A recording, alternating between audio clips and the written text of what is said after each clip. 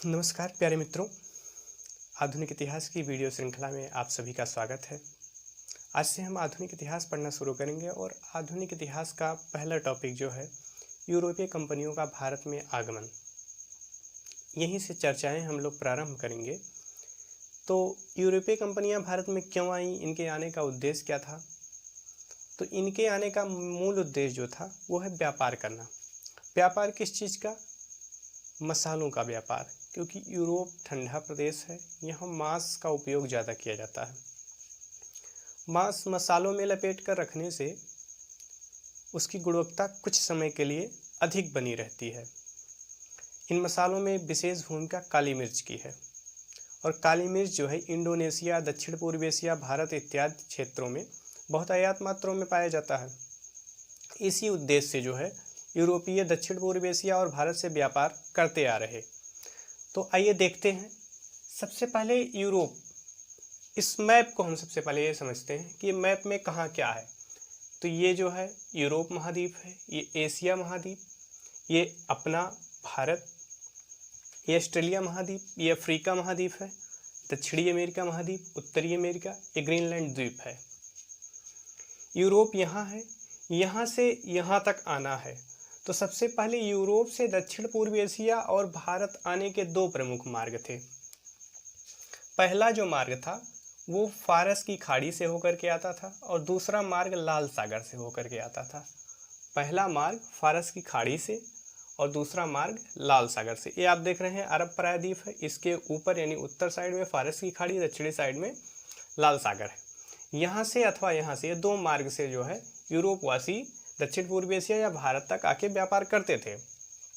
एक समय ऐसा आया कि यहाँ पे एक जगह है कुस्तुनतुनिया, यहाँ पे एक जगह है कुस्तुनतुनिया, और कुस्तुनतुनिया पर जो है 1453 ईस्वी में तुर्कों ने जो है अधिकार कर लिया। कुस्तुनतुनिया पर 1453 ईस्वी में तुर्कों ने अधिकार कर लिया और ये मार्ग बाधित कर दिया कि यहाँ से हम यूरोप वासियों को व्यापार करने नहीं जाने देंगे।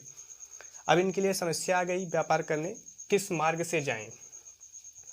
तो यूरोप वासियों ने जो है व्यापार के नए मार्गों की खोज करना प्रारंभ किया और खोज करना प्रारंभ किया, और उसमें प्रथम प्रयास जो है पुर्तगाल के राजकुमार prince Henry the navigator, prince Henry the navigator.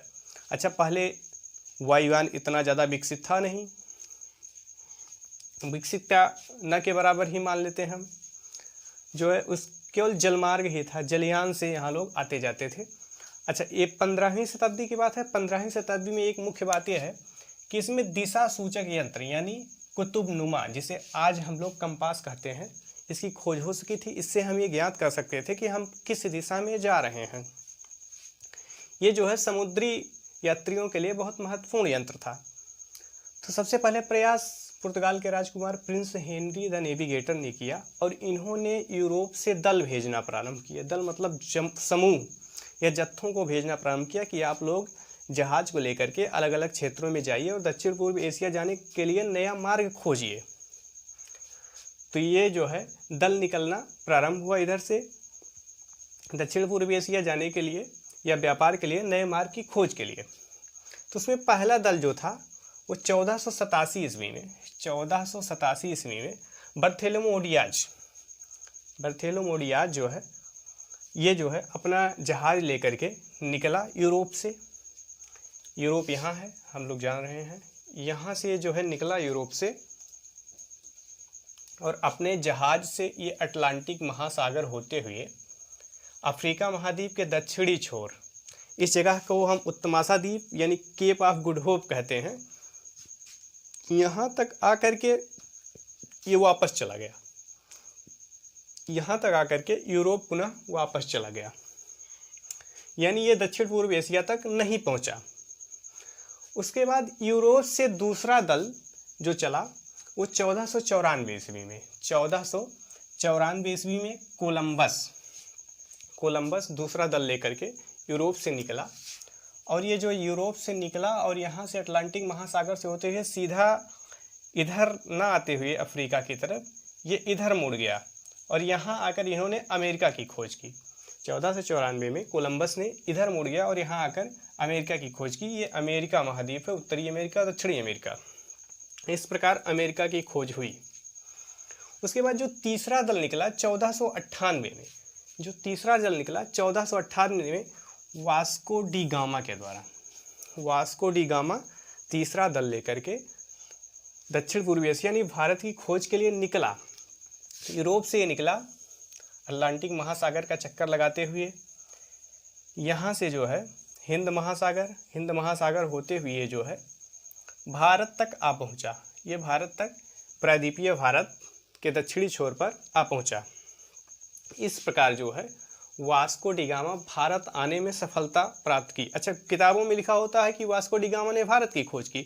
Bharat को कोई खोज नहीं सकता, भारत चिरसंवत काल से ही था और रहेगा। वास्को डी गामा जो है यूरोप से जलयान यानी जहाज के द्वारा भारत तक पहुंचने के लिए मार्ग की खोज किया था। और हम लोग बुक में पढ़ते हैं कि वास्को डी गामा ने भारत की खोज की, ये सरासर गलत है। तो यहाँ से जो है वास्को डी गामा यहाँ पे उतरा और कुछ थोड़े बहुत मसालों को लिया और अपनी जहाज़ पर लादा और यहाँ से ले गया।